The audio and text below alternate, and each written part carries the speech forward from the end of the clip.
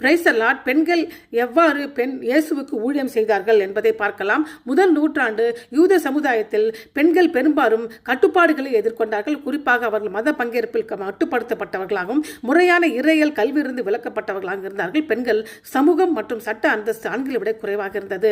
அப்படிப்பட்ட தருணத்தில் இயேசு பாவம் நிறைந்த சமாரிய பெண்ணுடன் உரையாடுகிறார்.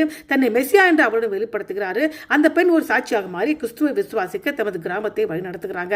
இரண்டாவது, இயேசு மரியாதை வரவேற்று தன் சீடரின் துணையாகவும் பாரம்பரியமாகவும் ஆண்களுக்காக ஒதுக்கப்பட்ட தன்னுடைய பாதத்தருகே அனுமதியாக அனுமதிக்கிறார். இதன் மூலமாக பெண்கள் இறையியல் கற்றவர்களாகவும் சீடர்களாகவும் அழைக்கப்படுகிறார்கள். மூன்றாவது, மகதனால் மரியாள் உட்பட பெண்கள் காலியான கல்லறையை முதலில் பார்த்தார்கள். பெண்களின் சாட்சியம் குறைவாக மதிப்பிடப்பட்ட அந்த கால கலாச்சாரத்தில் தன்னுடைய உயிர்த்தெழுதல் அறிவிக்கும் பொறுப்பை இயேசு பெண்களிடம் ஒப்படைக்கிறார்கள். மேலும் திருசபை வரலாற்றில் கூட பெண்களோட ஊழியம் தொடர்கிறது. நான்காவது, பிரிஸ்கில்லாவும் அவருடைய கணவர் அக்கில்லாவும் யூத விசுவாசிகளாக கூடார தொழில் செய்பவர்களாக இருந்தாங்க. பவுலுடன் கூட்டாளிகளாக கூட இருந்தாங்க.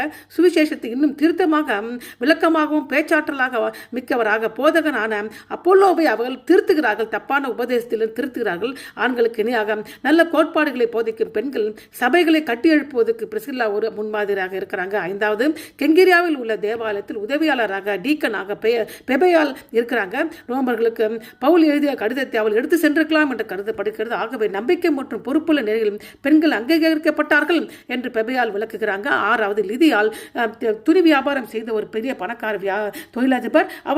அவள் தான் ஐரோப்பாவில் முதல் இயேசுவை ஏற்றுக்கொண்டவள். தனது வீட்டை ஆரம்ப விசுவாசிகளுக்கு ஒரு சந்திப்பு இடமாக அனுமதிக்கிறாங்க. பிறகு ஐரோப்பாவில் முதல் தேவாலயத்தை அந்த பெண் தான் நடத்துகிறாங்க. ஆகவே திருத்தபை ஸ்தாபிக்க தேவன் பெண்களை பயன்படுத்தினார் என்பது லீதியால் ஒரு எடுத்துக்காட்டாக இருக்கிறாங்க. ஏழாவது, அன்ட்ரோனிக்காவும் யூனியாவும் அப்போஸ்தலர் எல்லாவர்களையும் விட முதன்மையானவர்கள் என்று பவுல் விவரிக்கிறார். இதன் மூலமாக அவர் செய்த ஊழியத்தின் செல்வாக்கு வெளிப்படுகிறது. எட்டாவதாக, நிம்பா என்ற பெண் தனது வீட்டில் ஒரு தேவாலயத்தை நடத்தினார் என்றும். ஒன்பதாவதாக, அப்போஸ்தலராக யோவான் தேர்ந்தெடுக்கப்பட்ட அம்மாளுக்கு ஒன்று கடிதத்தை எழுதுகிறார். அது 2 யோவான் என்ற நிருபமாக வேதத்தில் இணைக்கப்பட்டுள்ளது.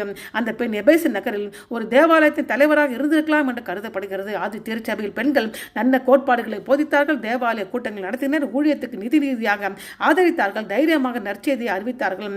ஆனால் தற்போது பெண்கள் ஒரு தேவாலயத்தை வழிநடத்தவோ அல்லது போதர்களாக செயல்படவோ அனுமதிக்கப்படுவதில்லை. இதன் மூலமாக அவர்கள் கடந்த திருச்சபை வரலாற்றில் சுதந்திரமாக அனுமதிக்கப்பட்ட ஊழியத்தை செய்யாதபடிக்கு கட்டுப்படுத்தப்படுகிறார்கள். ஆகையால் திருச்சபை பெண்களையும் அங்கீகரித்து போதனை செய்யவும் ஜனங்களை வழிநடத்தவும் சபையை நடத்தவும் ஊழியத்தை செய்யவும் அனுமதிக்க வேண்டும். ஆமென்.